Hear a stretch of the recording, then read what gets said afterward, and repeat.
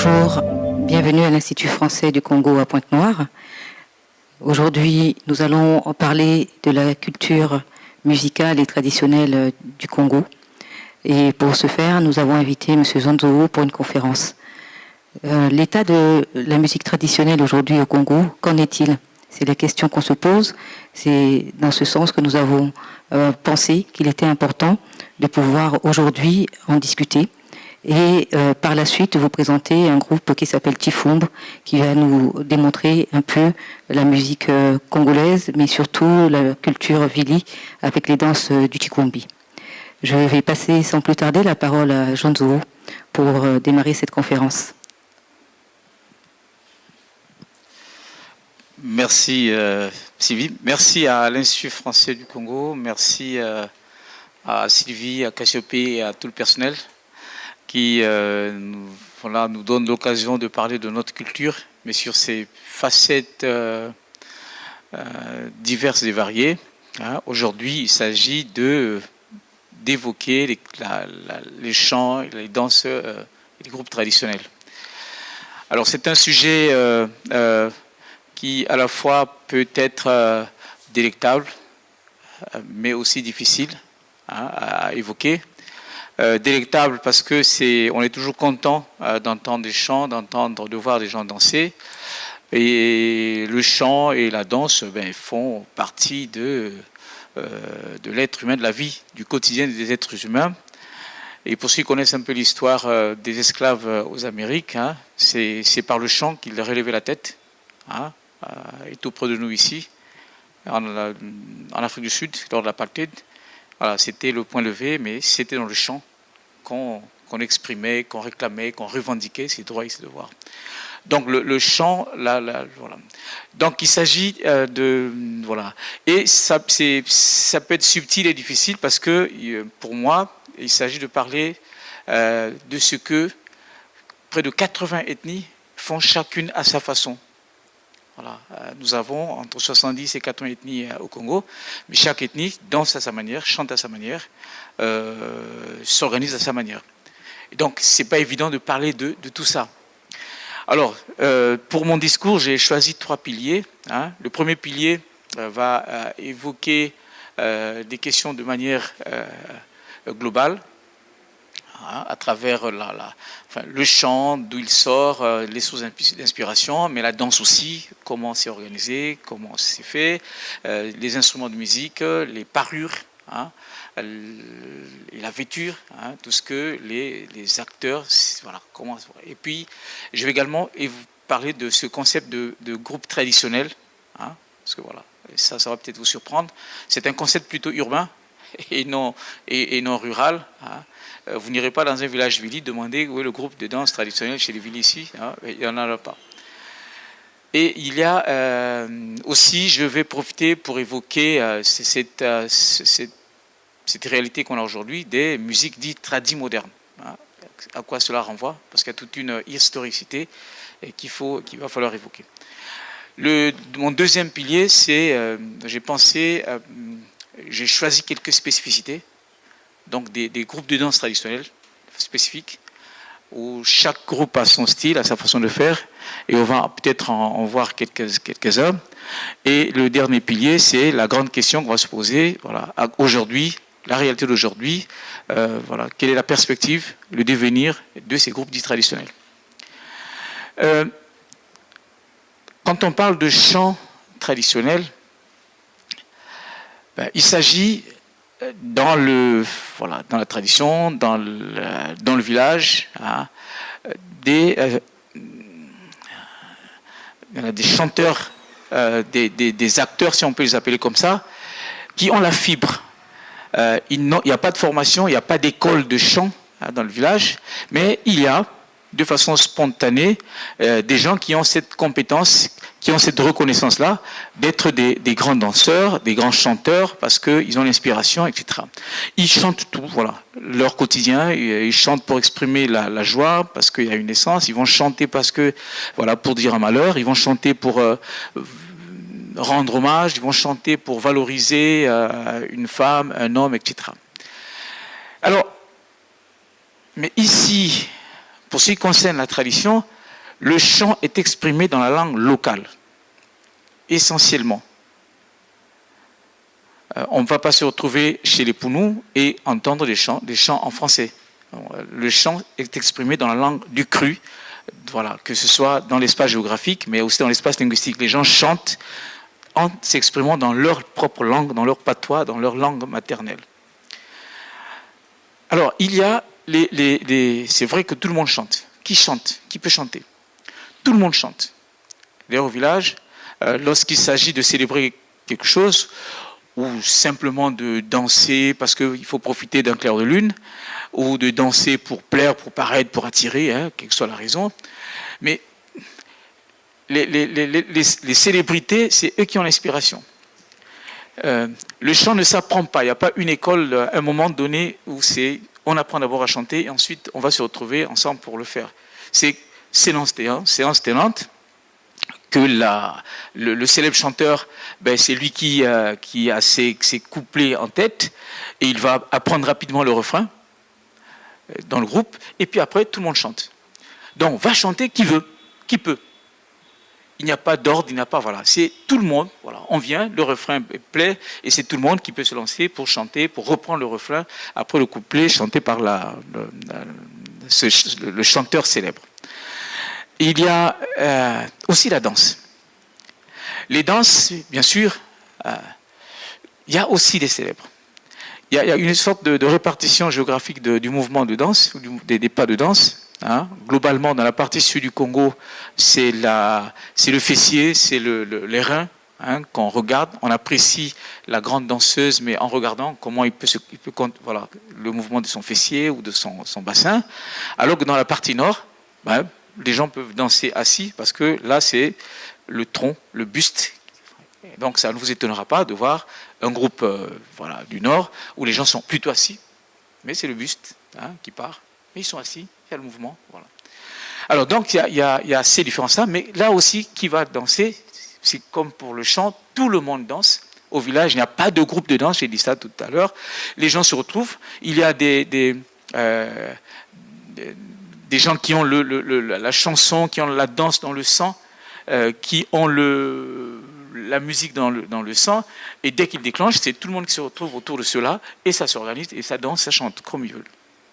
Cependant, le célèbre danseur sera reconnu parce qu'il a le geste presque miracle, il a l'envolée que tout le monde, qui surprend tout le monde, parce que ça, il n'y a que lui qui peut faire ça, et pas n'importe quel autre danseur. Alors, on va chanter, on va danser, mais on peut s'organiser dans le village, mais il n'y a pas de groupe traditionnel de danse dans le village. Si vous allez à Boko, si vous allez dans le Poul, si vous allez à Moyonzi, vous ne verrez pas dans tel village, quand vous dites que c'est organisé, il y a un groupe qu'on cite, voilà, il n'y en a pas. Le concept de groupe de danse est urbain. C'est à la faveur de l'exode rural que les ressortissants d'un même village, qui se retrouvent par exemple à Pointe-Noire ou dans une grande agglomération, qui vont chercher à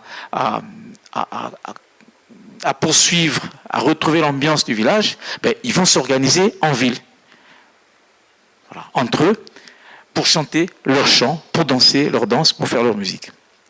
Et donc, je pense, si ma mémoire est bonne, c'est à partir des années 60, au début des années 70, que ces groupes de danse traditionnels vont prendre de l'ampleur au Congo. Et donc, ils vont s'organiser, mais on ne parle de groupe de danse que si tous les acteurs, quel que soit le rôle qu'ils jouent, si tous les acteurs ont la même origine géographique, la même origine ethnique, et parlent la même langue, chantent dans la même langue. Si on prend un groupe Mboshi et qu'il y a un Vili qui rentre dedans, non, ce n'est plus un groupe traditionnel. Vous voyez le lien que je vais faire avec le groupe tradi moderne, qu'on prétend. Voilà. Si un groupe est là, ils disent on va chanter Vili, mais le bateau de Tam Tam, il est plutôt Gari, le joueur de Sanza, lui, il est plutôt Mboshi. Non, ça, ce n'est pas un groupe traditionnel de danse. Le groupe de danse, voilà, dans son historicité. Alors, mais à ce moment-là, ces groupes de danse ont pris de l'ampleur, ont pris de la ferveur, parce que les politiques les politiques se sont intéressés. Hein, ils ont compris qu'il y avait là des caisses de résonance pour amplifier leur propagande, pour se faire connaître, hein, se faire remarquer. Et ça, c'est une anecdote que j'ai vécue à Brazzaville. Parce que si on prend deux groupes de danse, on ne peut pas les comparer, ils ne sont pas comparables. Le grand chanteur, le grand danseur de Congo n'a rien de commun avec le grand danseur Vili Upumu. Parce qu'ils ne dansent pas la même chose, ils ne chantent pas la même chose, les mouvements ne sont pas les mêmes. Donc on ne peut pas les comparer, on peut seulement constater que c'est différent, et ça s'arrête là. Ce n'est pas des comparaisons pour tirer des conclusions, pour dire voilà, tel grand chanteur Moshi, il est mieux que tel autre grand chanteur Vili. Non, parce que ce n'est pas le même espace, ce n'est pas la même chose. Alors, mais cependant, il y a eu à Brazzaville à l'époque, mais toujours à cause des politiciens qui ont voulu de façon insidieuse faire passer ce genre d'attitude, où sur l'esplanade c'était à Bakongo, quand il y avait le groupe des Lari qui jouait, voilà, il y avait la poussière, il y avait personne. Enfin, voilà, c'est les passants, les badauds qui venaient regarder et qui passaient. Mais le jour où on avait dit qu'il y avait un groupe enfin, c'était ça, on l'appelait ça Itorikanga, qui devrait se reproduire là. Waouh! À 14h, mais dès 10h, il y avait des véhicules qui passaient pour mettre de l'eau partout, pour éviter la poussière. Il y a eu des gens qui sont venus pour mettre des gradins, parce que voilà, il y a des tels ministres qui devaient venir regarder, parce qu'il y avait, on a balisé la police, l'armée, donc c'était un grand événement. Et ça, voilà, ça peut, pour les esprits qui sont un peu faibles, peuvent penser que telle musique traditionnelle de telle région est supérieure à telle autre. Alors ça, c'est de la politique et ça n'a rien à voir avec tout ça. Et donc, aujourd'hui, il y a ces groupes tradis modernes, mais je pense c'est l'évolution, parce que si on ne reste que dans le groupe traditionnel, on ne connaîtra pas d'autres sons, hein, les sons, les rythmes, etc. Il faut bien que ça avance pour qu'on découvre autre chose. Hein. Ça, on verra ça plus tard. Alors, mais dans ces généralités, il y a aussi ce qu'on peut appeler la partie instrumentale, les outils utilisés pour faire la musique, qui importe, qu'on va retrouver dans tous les groupes. Et le premier, c'est celui-là, c'est le tam-tam, qu'on appelle indifféremment Ngoma, Ndongo, dans tous les groupes, il y en a. Dans tous les groupes de danse traditionnelle, partout où il y a la danse, il y a obligatoirement la présence du tam-tam ou du tambour. Hein. La différence, c'est que c'est un tronc d'arbre creux, mais deux extrémités, et chaque extrémité est recouverte par une peau de bête, hein, damnée, rasée, etc. Et ça peut recouvrir les deux extrémités, sinon, voilà, un seul côté. Alors, au Congo, ici, on n'a que les pygmées qui n'ont pas d'instrument de musique. Eux, ils n'utilisent que leurs mains pour faire la musique. C'est tout à fait compréhensible parce que c'est des nomades et ils ne peuvent pas se trimballer avec des gros outils comme ça. Hein. C'est un peu comme la sculpture, ils ne le font pas parce qu'il faut se déplacer avec eux étant nomades. Voilà. Alors, ça, c'est l'outil principal. En gros, le rythme émane de ça. Alors, cependant, chaque groupe va l'utiliser ou va en jouer à sa manière.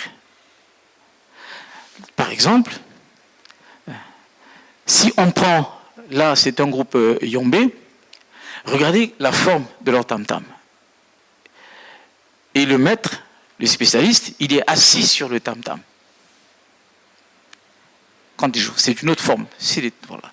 Il est assis dessus et il se sert de ses mains, mais parfois de son talon aussi, pour varier le son, hein, pour faire sortir le rythme qui est attendu. Hein, le rythme correspond à ce que le groupe souhaite.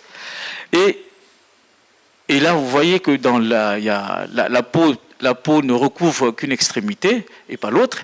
Et lui, à ce poste-là, c'est lui qui est le maître du rythme. Hein, on le verra plus tard. Et c'est lui qui doit surveiller l'instrument. Parce qu'à un moment donné, si la peau, la tension de la peau n'est pas correcte, le son sera mauvais. Et c'est lui qui sait à quel moment il peut s'arrêter, il va remettre un feu et réchauffer la peau pour qu'elle soit un peu plus tendue et revenir continuer à faire la musique. Alors, si vous regardez là, ça c'est dans un autre groupe ethnique, où le tam-tam il est plus effilé, mais là aussi le bateau de tam-tam est assis dessus. Hein, là, je parle des groupes qui sont dans le sud. Alors, si vous regardez, là, c'est un autre groupe ethnique, où le joueur de tam-tam se sert, s'attache. Il met le tam-tam, alors il met une ceinture, et il s'attache au niveau de la taille avec son tam-tam. Il fait corps avec son tam-tam, et là, il peut faire des mouvements, voilà, se déplacer, rouler par terre, etc., avec son tam-tam. Là, il fait un avec son tam-tam. Alors, il y a des tam-tams d'accompagnement. Ça, c'est le tam-tam principal. Il y a des tam-tams d'accompagnement. Et là, on va revoir. Alors, je ne sais pas si... non, pas encore, mais ça, on verra après. Et alors, il n'y a pas qu'un seul genre de tam-tam dans le groupe. Ils peuvent être plusieurs. Mais il y a un tam-tam principal qui fait le solo, qui donne le rythme, et les autres font de l'accompagnement. Alors donc on verra d'ailleurs qu'il y en a même qui, le tam-tam, ils ne s'asseyent pas dessus, ils ne se l'attachent pas, mais ils le mettent entre les jambes, ils le serrent debout, et avec un bâton, ils le jouent quand même. Voilà. Donc le rythme émane du tam-tam. Alors, globalement et généralement, on est dans les généralités, il y a la partie instrumentiste qui ne bouge pas, ou qui bouge très peu. Elle est fixe.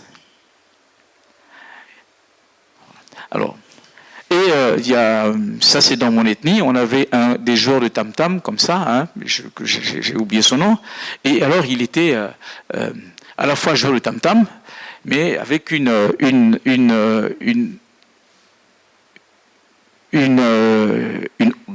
auréole dans le groupe, dans la communauté, parce qu'on pensait qu'il avait un totem. Il pouvait jouer du tam-tam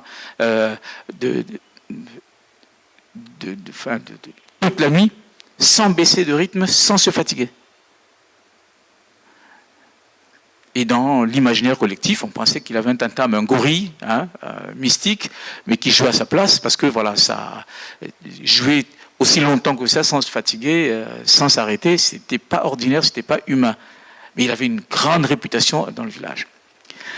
Alors, il y a aussi voilà, ces instruments de musique qu'on rencontre, hein, voilà, c'est dans la Bwenza, dit le Mukuzingoma, c'est aussi un tronc d'arbre, mais avec une fente dans le sens de la longueur, et sur lequel on tape et qui donne le son.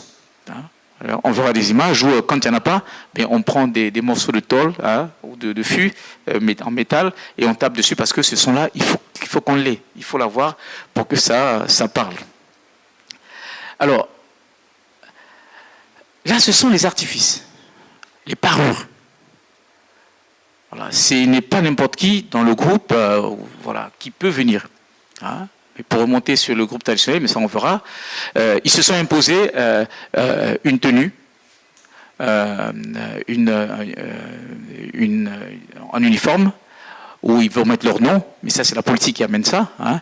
Mais là, vous avez des parures où le danseur, il fait partie d'un groupe, globalement on les reconnaîtra, mais chacun va avoir quelque chose de personnel. C'est, voilà. Là, c'est un groupe de danse, mais qui c'est des tékés, hein, ils ont le raffia, mais vous regardez qu'ils mettent des peaux de bête, plus il y en a, et plus c'est un célèbre danseur. Il tient à la main des bouts de bois avec des queues de buffle, hein. Ça c'est voilà, ça fait ces éléments, et autour du cou, ben, il a des grelots autour des pieds, etc. Ça c'est lui. Lorsqu'il est habillé comme ça, ce n'est plus la même personne que vous avez rencontrée dans la rue, habillé de façon ordinaire. Là, il se transforme. Parce qu'à ce moment-là, c'est son esprit, il est sur nos dimensions, parce qu'il doit exhiber, voilà.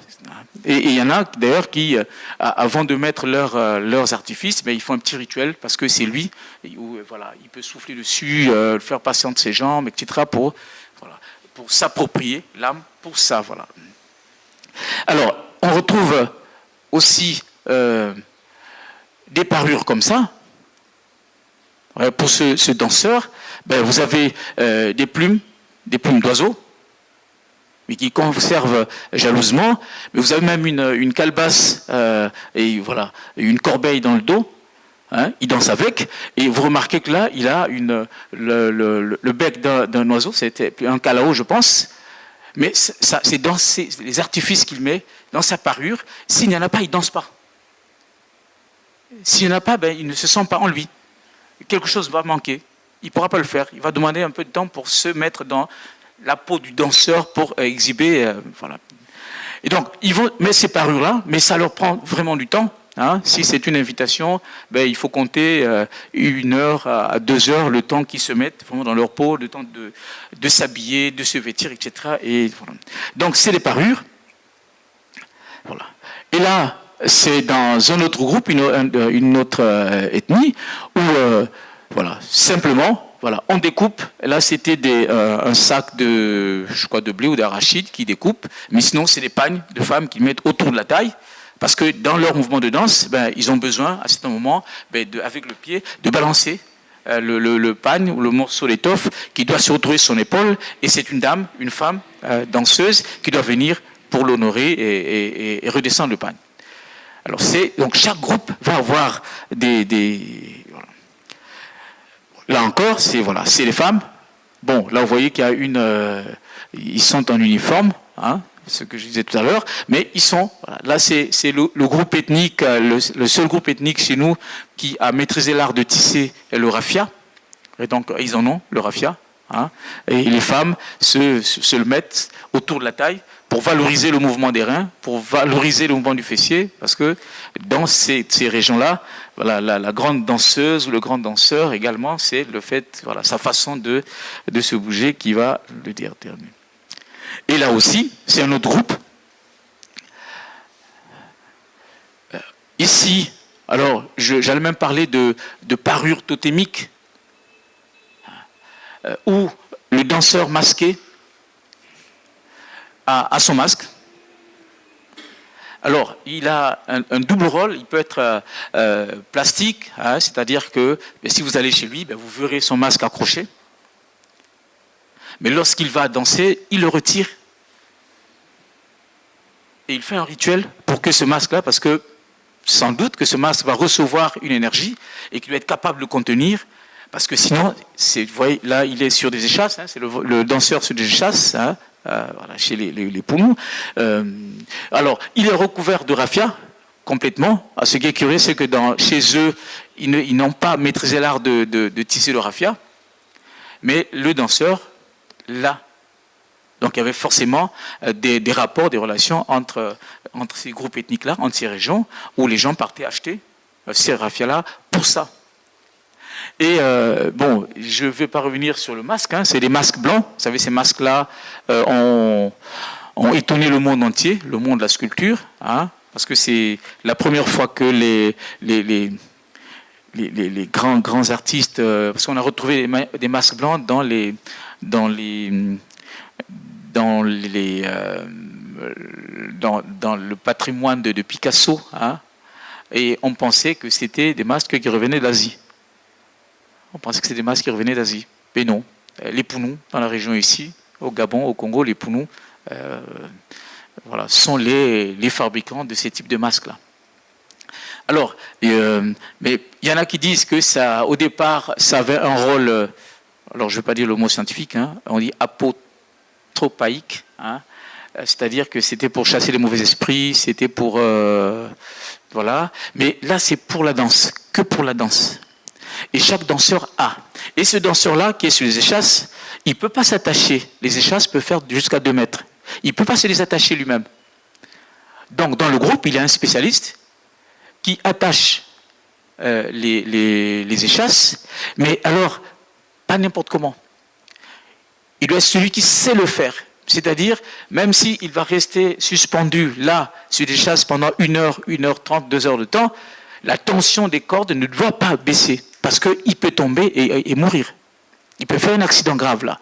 S'il y a un pied qui se détache et l'autre non, il a 2 mètres suspendu, ça peut être dangereux. Donc le groupe va identifier, va reconnaître des gens qui seront les spécialistes pour ça. Hein? Et au village, on disait que même les femmes, lorsqu'on les habille, ne doivent pas assister. Hein? Les femmes ne doivent pas enjamber ces échasses-là, hein? de crainte d'avoir des menstrues qui ne s'arrêteront plus jamais. Et même celui qui va danser, personne ne devait savoir qui il était. Donc tous les danseurs étaient retirés du village, et le jour-là, ben, voilà, on le voyait sortir, venir, et il dansait, mais on ne devrait pas savoir. Hein? Alors j'étais dans une région, à une réunion, et il y avait un groupe de danse pour nous, et il y avait une réunion pour préparer la danse. Et curieusement, il parlait de surveillant. Le mot français, on dit surveillant. Il dit surveillant, il y aura comme 1000 personnes là, un surveillant. Et mon frère m'a dit, mais tu ne comprends pas, tais-toi, tu ne vois rien. Mais il surveille les attaques mystiques. Parce que là-haut, une attaque mystique peut faire qu'il tombe, et puis voilà. Et donc il faut qu'il ait quelqu'un. Et c'est vrai que lui, là-haut, il peut demander qu'on chasse quelqu'un autour de lui. Ou dans le public.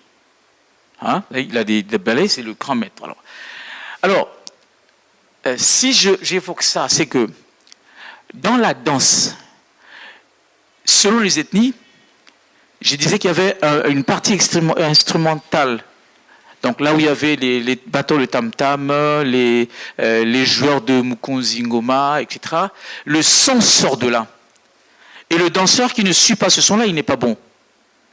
Mais le bateau de tam-tam qui ne suit pas le pas de danse du danseur n'est pas bon aussi. Il faut que ça coïncide, que ça s'harmonise, que ça s'imbrique. Pour que et le danseur et le joueur d'instruments de musique, voilà, que ça s'aligne, comme on dit. Pour que ça réussisse. Sinon, ce n'est plus le son bembé, ce n'est plus comme ça. Voilà. Ceux qui le savent seront là, ils ne vont pas reconnaître ça. Ils diront que ça me fait oui, mais ce n'est pas comme ça qu'on fait. Donc, il y a là, avec ce type de danse, le cercle, parce qu'il y en a qui font en demi-cercle, ou alors il y a les hommes alignés d'un côté et les femmes de l'autre. Et on le verra, il y a des mouvements de part et d'autre pour aller chercher une femme, voilà, et ainsi de suite. Mais avec lui, la notion de cercle va être mobile. Et les femmes ne sont pas autour de lui. C'est d'abord une danse pour les hommes. Parce qu'il faut vraiment le protéger. Et il faut que les gens qui soient là, qui écoutent, qui peuvent écouter ce qu'il dit, parce qu'il peut demander un chant donné, mais il faut que ce soit les gens qui soient là. Et puis des gens qui peuvent comprendre qu'il est fatigué aussi, parce que ce n'est pas un surhomme, qu'il est fatigué, à ce moment-là, il faut l'arrêter. Alors j'ai invité un groupe comme ça il y a quelques années, et on était au Déric, mais bon, les conditions n'étaient pas réunies, parce qu'il a dansé sur un plancher, et là, vous allez voir, c'est très très fin par le bas, et il a glissé, mais c'était... On va évoquer cette question-là. C'est des groupes qui ne sont pas soutenus. Parce que le matériel, il faut le commander du village. Et là, il faut avoir les moyens, etc. Et ils avaient des échasses qui étaient déjà usées. Il y avait déjà des fentes, mais qu'ils avaient, avec des pointes, racolées. Et là, il a fait un grand pas. Tac, ça s'est cassé. Voilà, ça s'est cassé. Et imaginez, il était à 2 mètres. Voilà. Donc, c'était... voilà. Alors, donc... Et voilà, ça c'est toujours pour parler des artifices, hein, bon, entre eux, mais c'est vraiment personnel, ce n'est pas la propriété du groupe, c'est individuel. On danse ensemble, mais chacun a ses parures, chacun a son objet, chacun a sa feuille, ses plumes, etc. Et là, vous voyez, c'est une ethnie où la couleur rouge marque le pouvoir, la puissance, etc. Donc les grands danseurs, les célèbres danseurs, ben, ils se parlent de tissu rouge, généralement. Alors, il y a aussi des espèces de... Enfin, ça, je mets ça parce que c'est surtout celui qui est à côté tient la main. C'est une corne de buffle, hein, qui ils vont se servir pour émettre des sons. Hein, voilà. Lui, il a des grelots. Alors voilà. Mais c'est des gens que je connais, hein, voilà. Et donc, quand il est dedans, je disais, ce n'est plus le même homme. Alors, bon, voilà. À celui qui me tourne le dos, il est très fatigué aujourd'hui, hein, d'un âge très très avancé. Il était vendeur de poissons, vous voyez. Il a un morceau de bâton, mais avec une queue de buffle, hein, derrière, mais il n'y a que les grands danseurs qui l'ont. Il est paré de tissu rouge partout, hein, et le raffia. Et plus il en a, plus il est grand, plus il est célèbre, plus voilà.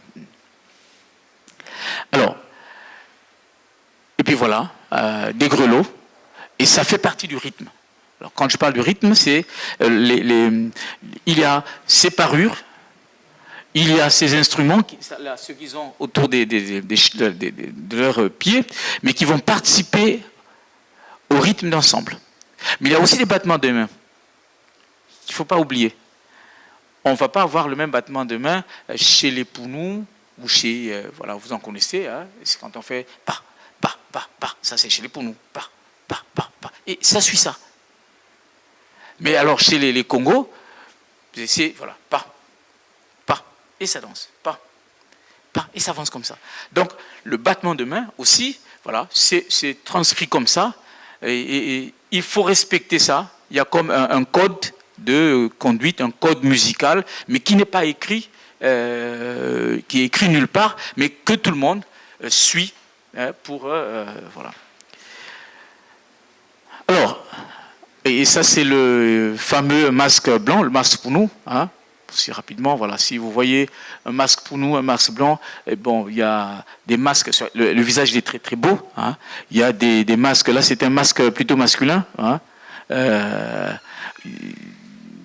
c'est une femme, hein, vous avez des marques au niveau des tempes et au niveau du front, hein, mais le masque masculin n'en a que au niveau du front. Hein. Voilà. Si vous voyez un masque comme ça, là c'est un homme, un mâle, hein, mais si c'est là et sur les tempes, c'est que c'est une femme.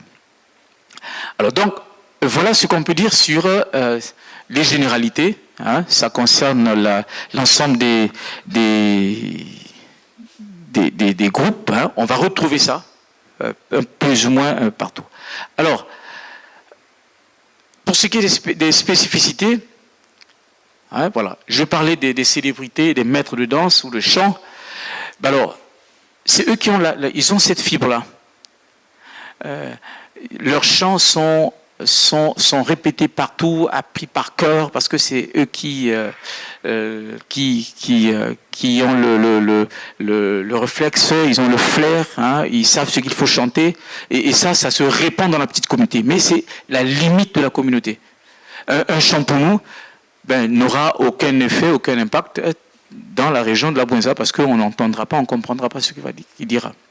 Voilà. Aujourd'hui, on commence à adopter des termes français ou même anglais, hein, peut-être pour enrichir, mais bon, ça dénature un peu, mais voilà, on ne sait pas. Alors, pour ce qui est des spécificités, j'ai retenu quatre groupes ethniques. Hein. Le premier, c'est l'ethnie Yombe, mais proche des Vili. Vous savez, les Yombe, ce sont les habitants du Mayombe, hein. Et ici, vous allez remarquer que il y a une influence portugaise.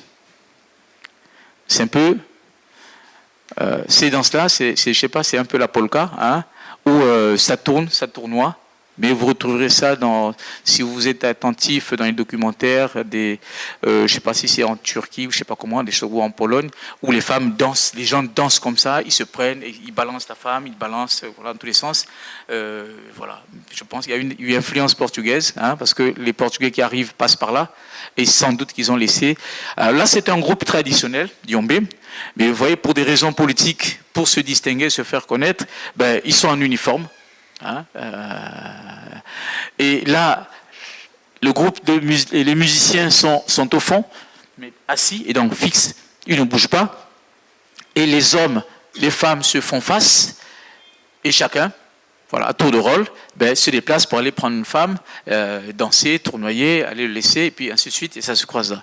Alors, vous voyez bien les tam-tams, c'est voilà, celui qui était assis, mais lui, voilà, il est plutôt assis, il n'est pas assis, hein, il est sur une chaise assis debout, mais il a le tam-tam entre ses jambes, et il utilise à la fois le bâton et sa main. Donc là, ce sont les tam-tams d'accompagnement, mais celui qui fait le rythme, le soliste, c'est le gros tam-tam qui est au centre. C'est lui qui fait les envolées. Voilà. Alors, il peut arriver que lui, il sente que la tension de la peau n'est plus exact, ben, il va s'arrêter et les autres vont continuer avec le rythme qui accompagne. Alors, et voilà, c'est les danseurs. Bon, Wiyombe, hein, j'ai mis comme ça. Et bon, il y a toujours ça. C'est une vieille dame, mais qui tenait quand même à mettre en valeur son bassin, son buste. Donc, il a renforcé en attachant un pagne autour de la taille pour amplifier ses mouvements. Voilà. L'autre groupe, c'est ce groupe-là. Voilà. Alors, ne pas confondre, il y a un groupe ethnique qu'on appelle Congo et un sous-groupe ethnique qu'on appelle aussi Congo. Hein, le Congo avec K. Le groupe ethnique, le royaume Congo d'antan, hein, celui du Congo d'Antotila, il était vaste. Il y avait plusieurs ethnies dedans. Hein, voilà. Et là, c'est le groupe Congo. Et ici, vous regardez la disposition des joueurs de tam-tam et comment ils tiennent leur tam-tam. C'est le gros tam-tam qu'ils attachent autour de la taille. Ils sont debout. Et il n'y a que les bateaux de tam-tam. Ils mettent des grelots. Et non pas aux pieds, mais cette fois-ci, enfin les maracas, au niveau des poignets. Et donc, ça enrichit le son du tam-tam. Et le batteur principal, le tam-tam principal qui est le plus haut, je crois que c'est celui-là, donc c'est celui-là je pense, hein, et qu'ils appellent le Nguringoma, hein, littéralement, c'est le principal, et c'est lui qui communique. Hein, parce que pour les spécialistes, ben, lui il peut faire des reproches à un danseur, mais il ne parle pas. Ben, il peut dire, mais attends, mais vous n'êtes pas des hommes là, tel que vous dansez là, vous êtes comme des femmes, mais remuez-vous, secouez-vous, etc. Il le dit en battant le tam-tam, et le message passe. S'il pense que le rythme de pas, de danse, le pas est trop lent, il le dira en utilisant le tam-tam. Il ne parlera pas. Alors donc voilà. Et là vous avez voilà les femmes qui apparaissent d'un côté et les hommes. Voilà, on va voir sur la diapo suivante peut-être qu'on verra. Voilà, ça c'est les hommes qui sont d'un côté. Hein. Bon, je les ai connus, mais bon, ils sont maintenant un peu fatigués. Hein, voilà. Et les hommes, ils se mettent de. Alors, eux, c'est pas les raffias. Les Congos n'utilisent pas le raffia. Ils ne connaissaient pas le raffia. C'est des morceaux de tissu ou de sacs d'arachide à l'époque, hein, de sacs en coton qu'ils coupaient dans le sens de la longueur et qu'ils mettaient autour de la taille. Voilà. Alors, voilà. Alors, là, nous avons notre groupe qui est le groupe Teke. Alors, là aussi, c'était un grand royaume. Mais ne perdez pas de vue que à l'intérieur d'une ethnie, on peut avoir plusieurs groupes de danse traditionnelle, ici. Donc, les Teke peuvent avoir 4, 5, 6 groupes ici. Donc, les ressortissants, voilà, qui arrivent d'un village peuvent s'organiser voilà, différemment. Il y a eu des groupes de danse, par exemple, pour nous, mais il y en avait un vers le kilomètre 4, un autre vers le fond Tiétié. Mais voilà. Mais c'est la même danse. Hein. Et d'ailleurs, si vous n'êtes pas habitué, pour ceux qui connaissent la musique, vous pouvez me constater qu'il y a une espèce de monotonie. C'est en gros le même rythme. Hein, on ne va pas confondre. Mais si c'est des chants bembe ou des chants vili, ben vous pouvez écouter 4, 5, 6 chants. Les revoir 4, 5, 6 fois, mais c'est la monotonie, c'est la même chose, et on ne peut pas perdre ça de vue. Alors, donc, ce groupe-là,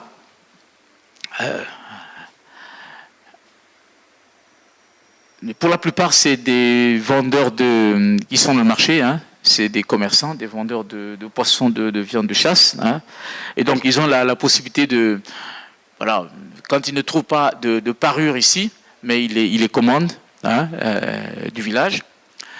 Et regardez les instruments d'un côté. Là, cette fois-ci, c'est les tam-tams, mais qui sont entre les jambes. Ils ne sont pas assis dessus comme dans les autres groupes. Et tantôt, bâton et main qu'ils utilisent pour donner le rythme. Et voilà, les femmes en face, des hommes. Et le danseur qui veut s'exhiber, ben, il rentre dans le centre et s'exhibe. Il fait ses envolées. mais toujours en suivant le rythme de danse ici. Alors, ce groupe, c'est, je crois, l'un des groupes dans la partie sud du pays qui a gardé ses parures, parce qu'ils n'ont pas mis d'uniforme comme les autres l'ont fait. C'est l'un des groupes qui a gardé ses parures. Ils chantent, ils dansent pieds nus. Voilà, on danse pieds nus au village, on met pas ses chaussures, sinon ça correspond à rien. Ils dansent pieds nus. Voilà. Et les hommes, alors cette danse-là, les hommes, c'est surtout marteler le sol, parce qu'il faut montrer sa puissance. Et pour la plupart, ils ont des jambes assez solides. Ils martèlent le sol. Et c'est tout le monde qui chante, y compris les joueurs de tam-tam. Donc, quand le chanteur principal, après le couplet, c'est les femmes et les hommes, y compris, qui dansent. Alors, on va reconnaître le son des femmes parce que souvent, c'est des sons aigus qui partent. Mais ce qui est terrible, c'est qu'il y a la chorégraphie ou même la chorale n'est pas structurée. Il y a pas d'entraînement. C'est de la spontanéité. Les gens se retrouvent le week-end et ils dansent. Voilà, ils dansent, ils s'amusent. Ce n'est pas écrit, voilà. Et je n'ai jamais vu, voilà, jusqu'à présent, pour tous les groupes que j'ai assistés, un danseur faire le reproche à l'autre. Que c'est pas comme ça qu'on danse, etc. Ils l'ont appris où? Il n'y a pas d'espace d'apprentissage, il n'y a pas un apprentissage structuré pour danser. On s'en imprègne quand on grandit, et puis c'est tout, voilà. On danse, dès que l'occasion se présente, on va danser. Voilà. Mais c'est très, très sportif, il faut être solide, il faut être résistant et endurant, parce que danser pendant 2 heures de temps, 3 heures de temps, il faut... voilà. Alors, là c'est les tékés, voilà. Et ça c'est alors là, aujourd'hui, il est très très cassé, là il devrait déjà avoir plus de 65 ans, près de 70 ans, mais ça faisait partie de sa vie, danser. Et c'était un autre homme quand il était en train de danser, ce que j'ai dit. Alors, il y a une curiosité, c'est qu'il y a une femme. Il y a une femme avec le tam-tam qui le fait. Bon, c'est une exception là. Elle n'est pas batteur ou je sais pas quoi, batteuse de tam-tam, mais là, je crois qu'à cette occasion-là, la circonstance a fait que il n'y avait pas un accompagnateur à côté, mais elle s'est engagée à le faire à la place. Donc c'est pour que le rythme marche. Alors c'est les peaux de bête. Alors généralement c'est un animal qu'on appelle la belette. Je ne sais pas pourquoi. Est-ce que c'est pas celui qui danse mieux que les autres, mais voilà, dans cette ethnie-là, dans ce groupe-là, le fait d'avoir ça à la main ou à la hanche ou autour de... Voilà, là c'est même retourné, il le met tout autour de lui, ça marquait sa grandeur, son importance, sa maîtrise de l'art de danser, etc. Et le respect qu'il avait au sein du groupe. Voilà. Alors, donc là aussi, voilà, c'est un autre danseur qui, dans le cadre de son exhibition, il a toujours, avec une oreille, le grand danseur, c'est l'oreille, même s'il ne regarde pas, mais il ne perd pas de vue le rythme, le battement des tambours, il ne le perd pas, parce que c'est ça qui l'oriente, et il est suivi par cela aussi. Bon, ils mettent il y a des voilà, ça c'est, je vois, il y a même des morceaux des bouts d'arbres qui tiennent dans la main pour créer peut-être pour enrichir le décor. Et là, c'est... Voilà. Alors, chez les Pounous, on va avoir dans le groupe 2 types de danse, 2 variantes de danse. Il y a cette danse-là, et si vous êtes attentif, vous voyez qu'il y a... Si vous vous rappelez de cet instrument-là, avec une fente au milieu, parce qu'on avait besoin du son, et là, vous voyez que c'est... Voilà. Ils ont ramassé un petit fût dans la poubelle à côté parce qu'ils avaient besoin de ça. S'il n'y en avait pas, ils seraient arrêtés pour chercher. Parce que ce son-là va aider à former, participer au rythme. Voilà. Donc, et là, voilà, il y a un batteur presque accroupi. Et le batteur principal, il est assis, on l'a vu avant, mais assis sur son tam-tam. Alors, ici, c'est plutôt des danses de jeunes gens. Et c'est, voilà, et qui dansent, mais voilà. Même avec un enfant dans le dos, voilà, cette jeune dame, il est pris par le démon du rythme, ben, il n'hésite pas à aller se trémousser, à participer à la danse, et les hommes, voilà, et c'est des mouvements. Alors, lui, c'est le maître de chant, c'est lui qui organise, hein, mais le secret, c'est qu'en fait, c'est lui qui se retrouve sur les échasses, là, hein. Et donc, il y a une variante, et là, c'est une autre ambiance, là, c'est vraiment une autre ambiance quand ça danse, et les vieilles personnes ne viennent pas parce que ça demande beaucoup d'énergie, il faut sauter, courir, sauter, et puis ça, c'est, voilà. Alors, et l'autre variante chez les Pounous, c'est celui-là. C'est le danseur sur les échasses. Alors, en passant, je vous signale qu'il y a les Pounous, on les retrouve sur la partie ouest du Congo, et donc jusqu'au Gabon, où on a ça, c'est la danse Mbwanda, on dit, où ce danseur-là est isolé, mais si vous retrouvez dans le Kébé également, dans la partie nord, fait partie de ce genre de type de danse où il y a un danseur qui danse seul, hein, qui tourne autour de lui comme ça, mais il est recouvert de raffia, et il y a quelqu'un à côté, mais qui avec un petit instrument, et lui donne le son pour qu'il suive ses déplacements. Et donc, il y a le cercle autour de lui, mais c'est aussi un cercle de sécurité pour lui, mais physique ou peut-être mystique aussi, parce qu'il peut tomber, et il faut l'attraper parce qu'il peut se faire mal, ça peut être mortel. Ça peut être mortel. Et les femmes sont rares autour de lui. Hein? Les femmes sont au niveau de la périphérie, hein, en dehors du premier cercle autour de lui, et c'est lui qui donne la cadence, c'est lui qui a ses bouts de ballet, qui donne le rythme, qui joue avec ces deux ballets pour animer la danse, pour donner le rythme, pour indiquer, orienter les danseurs. Alors, bon. Et là encore, c'était pour qu'on ait une idée de l'écart, hein, parce que les danseurs sont à peu près au niveau de ses genoux, enfin, et donc vous voyez un peu, et lui il est vraiment très très haut, et ça n'écarte pas les risques. Hein. Il y a des risques dans l'histoire, il y en a qui ont fait des chutes mortelles, hein, parce qu'impréparé, parce qu'il a marché sur un caillou, et ça a basculé, il a glissé, et les chutes ont été mortelles. Et il y en a parfois, quand ça a été maladroit, c'est le fil, la corde qui a servi à rattacher le pied à l'échasse, mais qui a cédé d'un côté, et voilà, il se casse la jambe, ou voilà, ça peut être dangereux. Donc, c'est dans les croyances, dans l'imaginaire, à l'intérieur de ce groupe-là, celui qui danse ces danses-là, il n'est pas ordinaire. Il n'est pas ordinaire, il doit être quelqu'un de mystique, quelqu'un qui a été préparé. Voilà. Mais alors, ça prend où? Nulle part. Dans aucun village, que ce soit chez les Pounous ou chez les Lari, chez les Congos, vous trouverez un endroit où on donnerait des cours pour apprendre à danser de cette manière-là.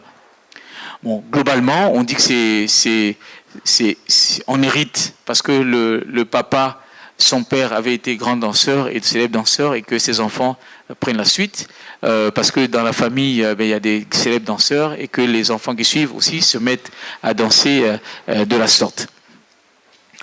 Alors, voilà, c'est des chasses. Alors ça, c'est moi qui les avais amenés danser là. C'était à l'occasion voilà, j'avais invité une communauté dans mon quartier, hein, et j'ai invité ces groupes-là danser là-bas. Alors,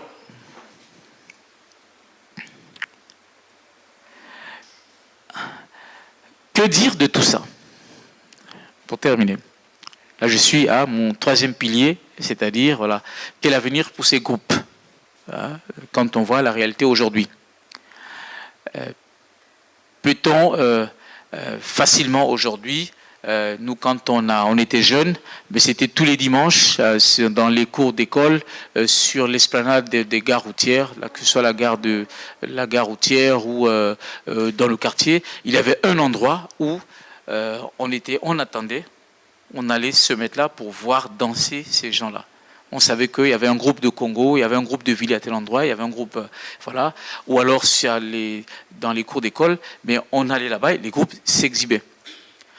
À un moment donné, c'est les policiers, ça, je l'ai dit en passant, que ils ont mis à la tête des groupes, voilà, des politiques, mais qui s'en servaient plutôt comme des caisses de résonance, hein, parce qu'ils voulaient de la popularité, ils cherchaient des voix, et donc ils soutenaient un groupe, mais en contrepartie, le groupe lui redevait, hein, voilà, en retour, de lui accorder des voix, ou de l'assister, ou de chanter pour lui, de l'encenser, de l'honorer, comme ça se fait maintenant là.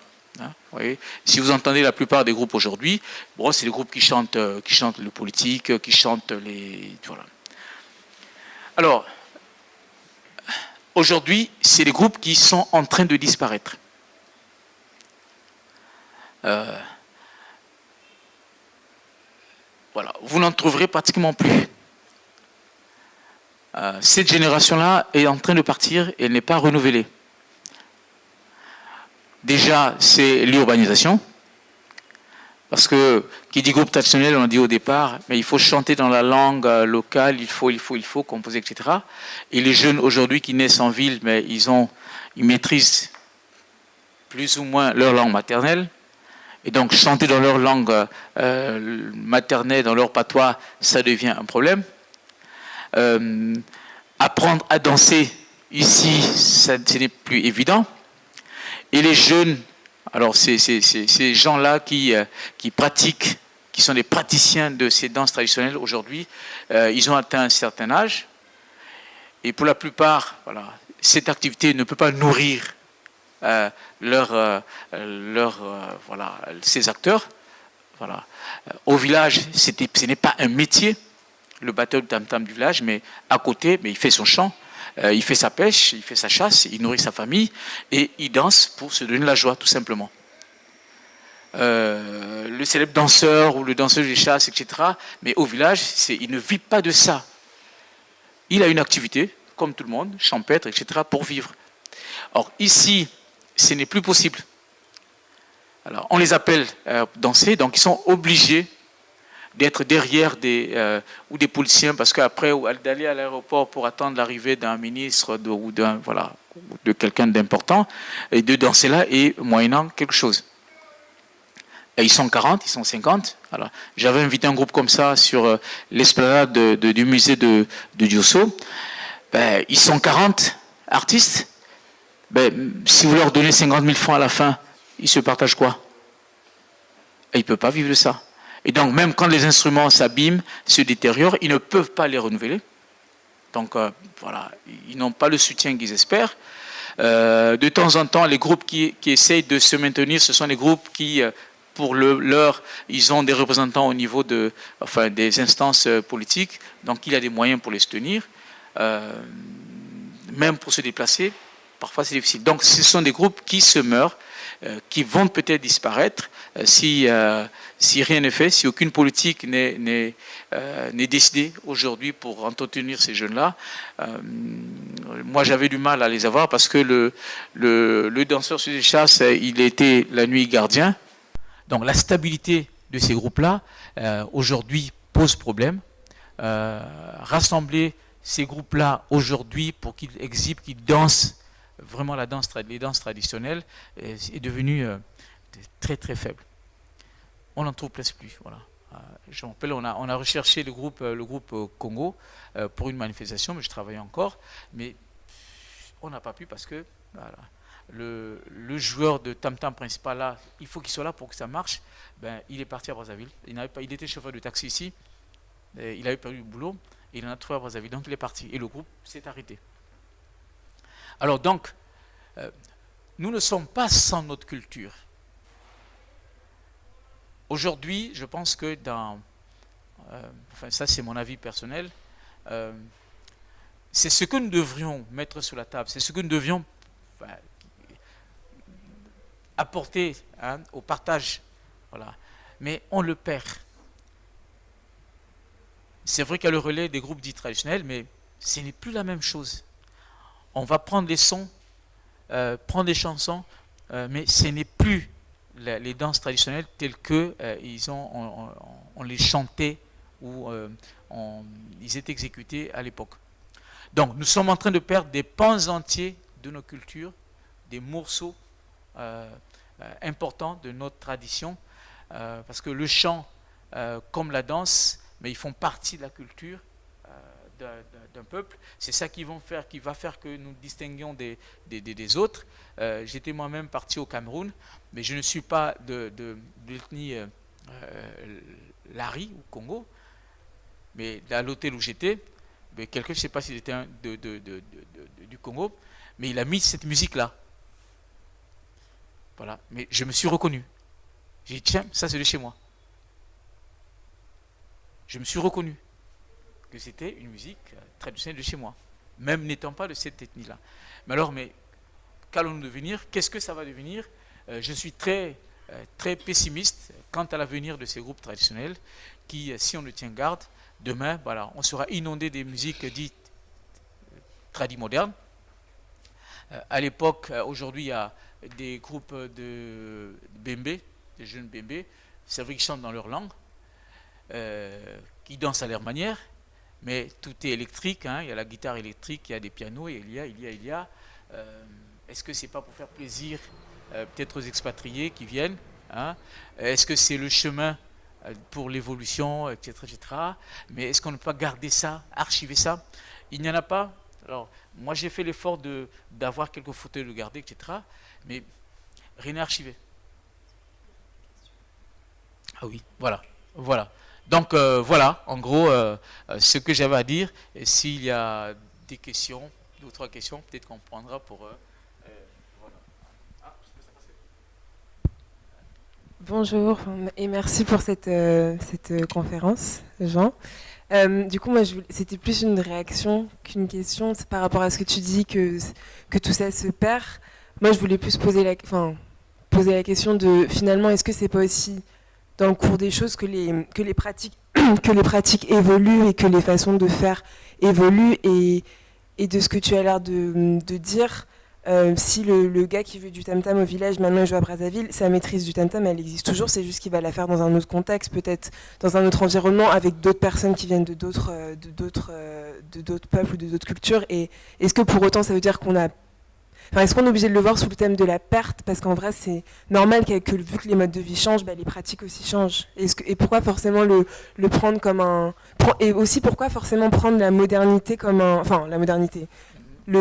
pourquoi dire que les musiques actuelles ou que les pratiques actuelles sont forcément une perte pour ce qui est traditionnel? Pourquoi est-ce qu'on pourrait pas dire que c'est aussi une façon juste que les choses elles se redéfinissent tout le temps et c'est ça qui est aussi intéressant, que les choses avancent, que les choses évoluent quoi. Voilà, tu as raison. Hein, le jour de Tam Tam qui part de Pointe-Noire, qui abandonne son groupe, voilà. S'il retrouve un autre groupe à Brazzaville pour faire la même chose, oui. Ici, ces savoirs ne sont pas... Si ça reste sur le plan individuel, ça ne participe pas de l'harmonie ou du rythme du groupe. Chaque bateau de Tam Tam, qui sait le faire, partout il ira, il saura le faire. Mais ce qui fait le chant traditionnel, ce qui fait le groupe traditionnel, c'est tout ça réuni ensemble. Donc c'est un qui sort, il peut le jouer tout seul là-bas. Il ne va pas transporter, il va pas permettre à ce que une continuité de cette façon de faire là. Maintenant, dans les pratiques, on peut trouver un bateau de tam-tam traditionnel qui est recruté par un groupe moderne. Il fera un autre rythme. Voilà, ça c'est. Ici, c'est dans ce qu'on avait de traditionnel qui va. Il faut peut-être que ça avance, que ça change de forme, que ça, mais.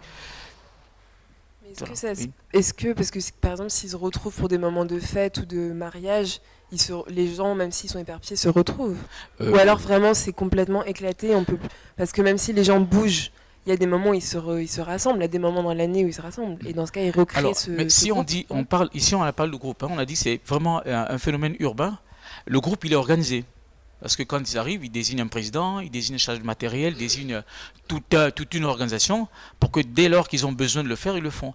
Mais si c'est spontané, parce que je me marie et que les gens de chez moi sont là et puis ils battent les mains et on peut danser la danse chez nous.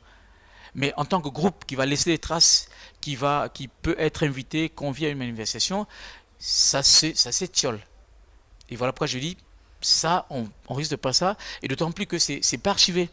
hein, une culture comme ça. C'est pas archivé. Voilà, il y en a qui essaient de se démener pour faire des CD, etc., mais ça finira par disparaître. Voilà. Ce que je crains. Mais individuellement, la compétence individuelle, elle va rester. Mais regardez dans l'aspect du groupe, dans l'aspect collectif, ben, ça va disparaître. Hein. Voilà. Le célèbre danseur pour nous, ben, s'il sort de ce cadre-là, il ne l'est plus. Il ne saura pas danser. Enfin, il va chanter différemment ailleurs. C'est vrai, il a une belle voix, il va danser différemment. Mais il ne dansera plus comme lorsqu'il était dans son groupe avec des pounous de chez lui pour danser. Voilà. Et ça va. Voilà. Ça va peut-être prendre une autre direction, mais en tout cas, ça, on risquerait de le perdre. Voilà. Notre intervention, ouais. En fait, moi, j'avais une question au niveau de la langue et de la danse. Est-ce qu'on peut combiner deux langues dans une même chanson? Qu'est-ce que ça peut donner? Alors, si on reste dans le cadre de la danse traditionnelle, du groupe de danse traditionnelle, non, on ne peut pas combiner. Parce que les artistes, ils vont puiser dans ce qui est commun, leur langue. Si on prend, j'avais dit, un jeune Vili qui vient chanter chez les Tékés, de la danse du village, ça coincera. Si on prend un célèbre danseur Congo qui vient danser avec les Pounous, ça coincera.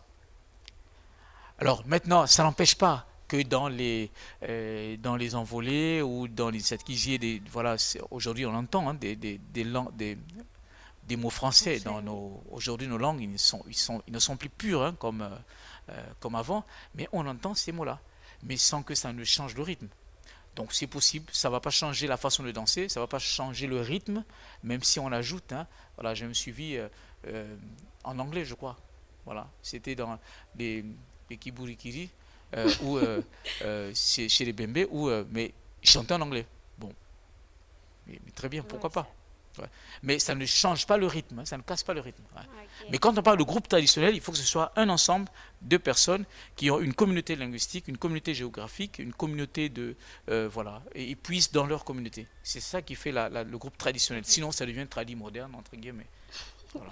D'accord. Et sur la danse, je me demandais si on retrouvait dans d'autres ethnies des pas de danse qui coïncident avec d'autres, s'ils ont en commun des pas.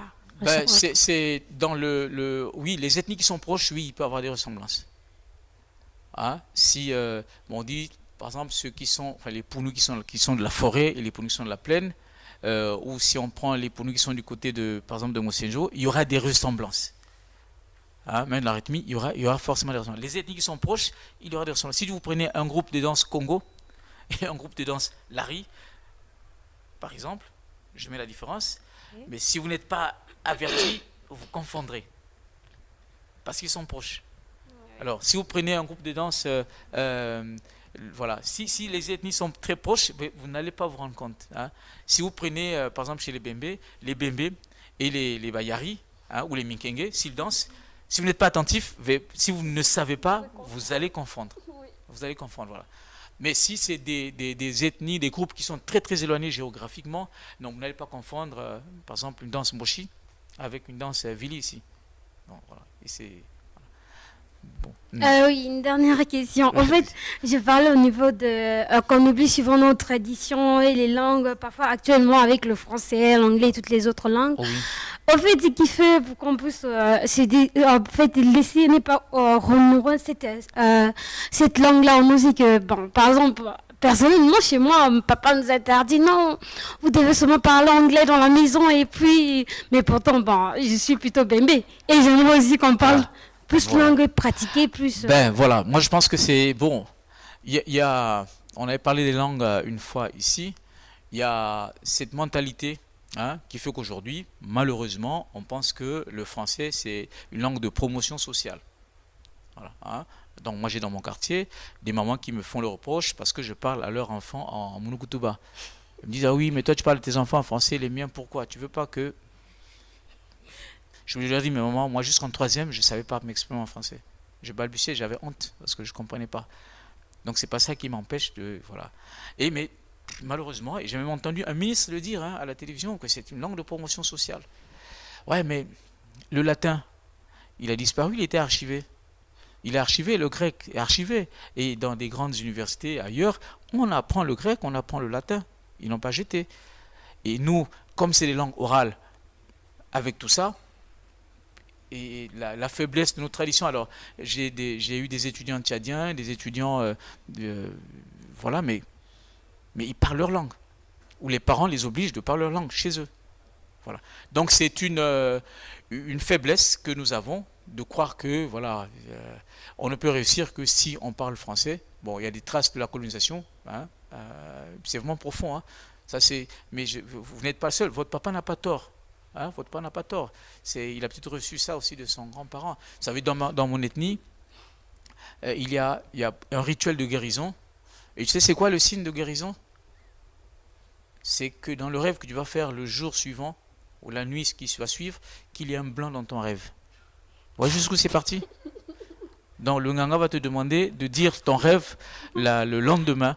Et si tu dis, ah oui, j'ai un bus et puis j'ai vu un blanc, donc c'est que ça a marché. Mais vous voyez jusqu'où les traces, elles sont profondes. Hein. Et donc voilà, il y a des gens, des papas comme nous autres, voilà, qui pensions que pour que l'enfant avance, pour que l'enfant réussisse, ben, il faut qu'il parler français, parler 5-6 langues, c'est bien, c'est une richesse. Mais interdire à l'enfant de parler sa langue d'origine, c'est une faiblesse d'esprit, je pense. Ouais, mais une chose et maintenant, aujourd'hui, à ton âge, mais il faut refaire voilà, retourner sur ça. Oui, bon. Dernière question, oui. Bonsoir. Bonsoir. Merci encore pour cette communication brillante et instructive. J'ai 2 questions. La première porte sur les chants. C'est quoi le contenu, les thématiques abordées dans ces chants? Et la seconde, c'est est-ce qu'il existe chez nous des festivals consacrés Est-ce qu'il existe chez nous des festivals consacrés aux cultures traditionnelles, aux chants, aux danses traditionnelles? Est-ce que vous pensez que c'est une initiative qui peut revaloriser la culture, ces cultures-là qui tendent à disparaître? Bon. Merci. Alors c'est important ce que vous dites là. Je crois qu'il y a eu le FESPAM, hein, le festival voilà, qui organisé par notre gouvernement, je crois, je crois une fois l'année, mais je ne sais pas si l'année passée ça a eu lieu, où on appelle ces groupes-là, des groupes traditionnels pour qu'ils dansent. Voilà. Alors la question c'est, est-ce que au niveau interne, au niveau local, les responsables culturels, quel regard ils ont, quelle politique il y a pour soutenir ces groupes-là? Si on pense que Roga Roga suffit pour parler de la culture, la musique traditionnelle congolaise, on tape à côté.